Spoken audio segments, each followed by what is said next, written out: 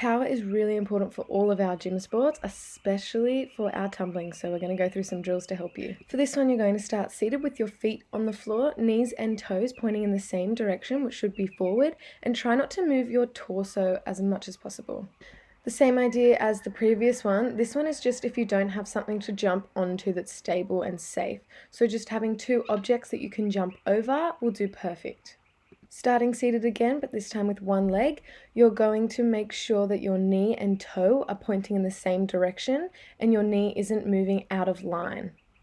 This time starting kneeling down on the floor, and you're going to push off your front leg and jump up onto a elevated surface, making sure your knee and toe are in the same line. If you don't have anything at home that's safe to jump up onto, just use two objects again and do the same idea, just jumping over the two objects. Using your top leg to push off the box, making sure you're pushing all the way through your toes and switching legs at the top of the jump.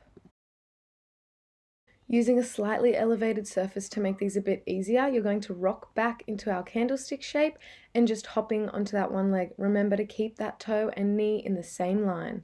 This one you're going to do on the floor if you want to try a challenge. So the same thing, but just take away the elevated surface.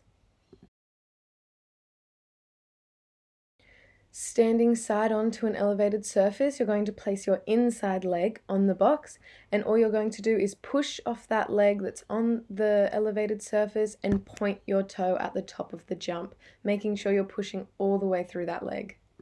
Place your shoulders on an elevated surface, hold your knee to your chest, and you're going to push off that leg that's on the floor, getting your hips as high as possible and pointing your toe for the hop. With your back leg placed on an elevated surface, in a lunge position, you're going to hop the leg that's on the floor all the way up to your chest. Use a few objects that you can hop over, and you're going to hop in between the objects sideways, starting with a straight jump off an elevated surface, then a high jump over an object, then followed by a long jump over a second object.